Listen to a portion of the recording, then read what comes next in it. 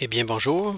Ici Stéphane Drouin, conseiller au service pédagogique 712, et je partage la responsabilité du dossier de mathématiques avec ma collègue Christine Lepin, qui est, elle aussi, conseillère. Voici, là, en quelques mots, notre plan d'accompagnement mathématique que l'on propose pour l'an prochain. À remarquer tout d'abord que notre plan offre 3 points d'entrée pour faire cheminer nos enseignants dans l'amélioration de leur pratique pédagogique en maths. Tout ça, bien entendu, dans le but d'améliorer la réussite de nos élèves en mathématiques. Donc, allons voir le premier axe orange.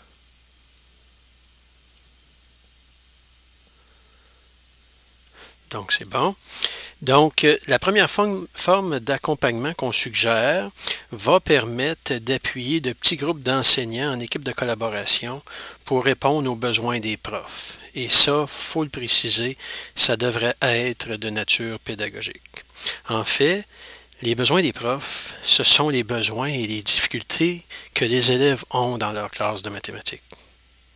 En passant, il faudrait en septembre cibler ensemble, là, lors d'une rencontre de planif, probablement, là, la direction et le conseiller pédagogique ensemble, puis en consultant les profs, là, il va falloir cibler les enseignants qui pourraient profiter ou participer à ce type d'accompagnement-là.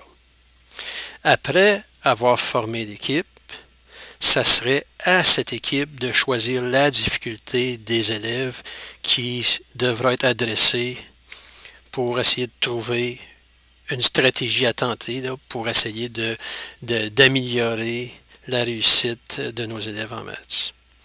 Donc, ça pourrait être, par exemple, de trouver des stratégies pour mieux comprendre le vocabulaire dans un problème à résoudre. Ça pourrait aussi être d'améliorer notre questionnement pour aider les élèves à mieux comprendre un concept. Notre approche reste donc la même que l'an dernier. On veut utiliser le modèle de l'enquête collaborative, la coplanification, la co-observation en salle de classe et la co-objectivation dans un contexte aussi de résolution de problèmes. Pour rendre l'accompagnement plus efficace, on propose aussi des rencontres plus fréquentes. Donc là, vous remarquez, on a indiqué de 3 à 4 jours d'accompagnement. Ça pourrait aussi être des demi-journées. Et tout ça dans une période là, assez condensée, là, de 4 à 6 semaines. C'est qu'on veut faire des suivis plus serrés dans le temps pour qu'on puisse collaborer assez souvent pour voir une amélioration des pratiques et aussi pour voir une amélioration en maths chez les élèves.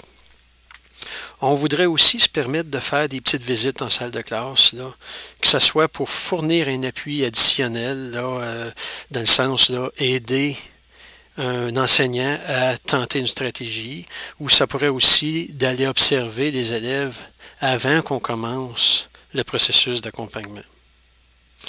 Il y aura aussi un appui que vous voyez en rose au centre.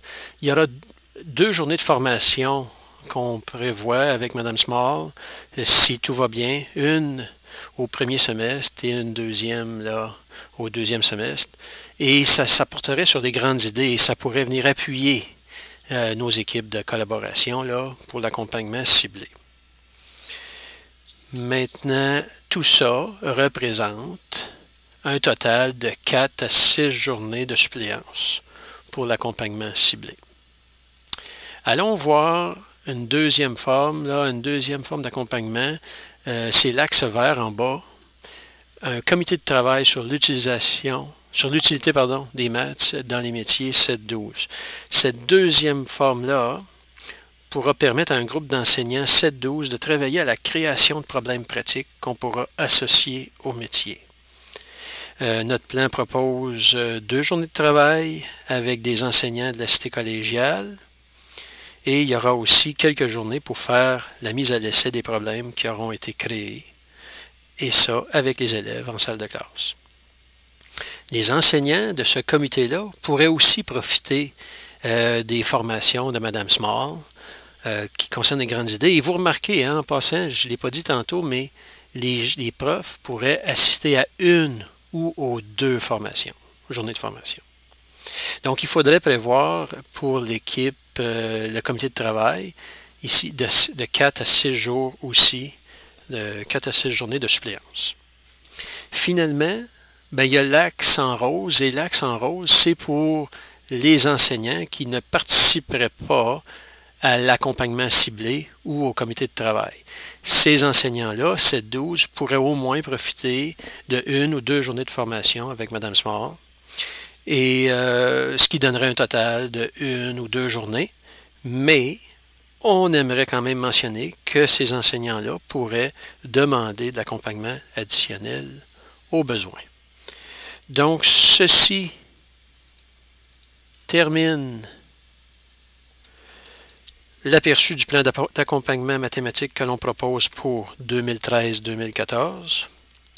Au plaisir de cheminer avec vos enseignants l'an prochain. Merci.